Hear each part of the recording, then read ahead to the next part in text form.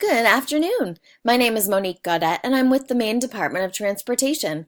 I'm here to discuss the proposed I-395 Route 9 Connector Road construction project. By the end of this brief presentation, I hope to convince you that installation of this new connector road is an environmentally responsible and recommended decision. A new main connector would bring about three main positive environmental changes to the area. First, improved system linkage would eliminate abrupt road transitions, leading to a safer roadway. Second, a larger road would be better able to handle the large volumes of traffic that are currently using the existing smaller roads. And third, a new connector road would reduce traffic congestion and the associated ambient exposure to air pollution, would reduce wasted fuel and the inefficient use of time. But of course, with any given project, there are also negative impacts.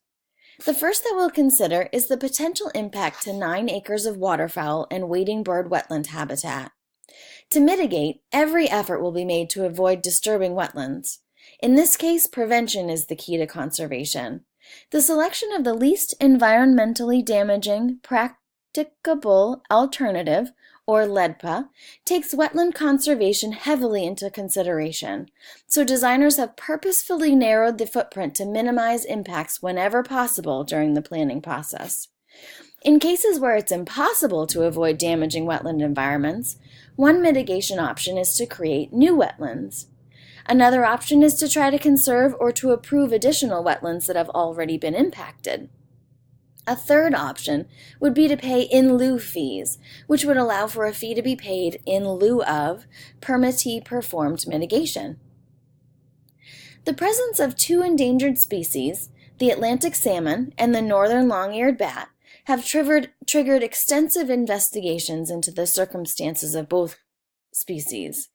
In this case, it was found that the northern long-eared bat is endangered because of white nose syndrome, an unrelated epidemic, so impacts for the bat were not a concern for this project. The Atlantic salmon was also studied for potential negative impact, and a dual approach mitigation is recommended. First, construction over and directly in waterways will be handled such as to limit the disturbance of the waterways that contain the salmon population. Certain time-of-year restrictions on performing in-water work will also be taken into consideration. Secondly, additional steps will be taken to ensure that road runoff is treated before it enters any Atlantic salmon streams.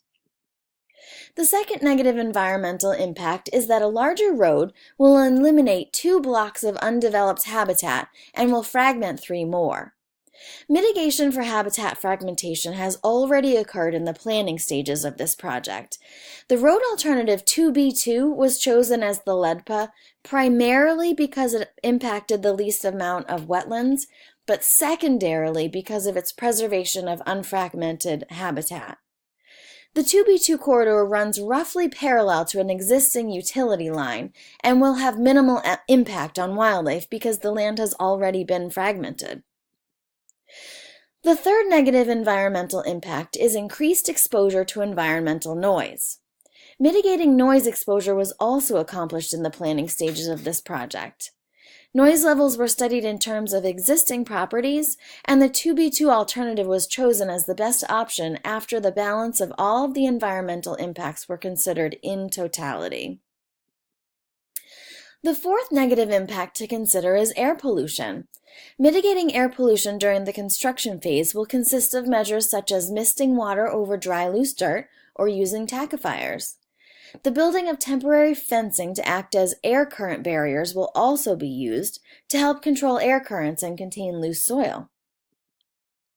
In addition to all of the proposed mitigation efforts, which we believe offset the negative environmental effects, the Maine DOT will be monitoring the projects during and after construction to ensure compliance with environmental commitments such as hydrologic analysis, biological monitoring of wetlands, the monitoring of runoff quality and quantity, and permit requirements.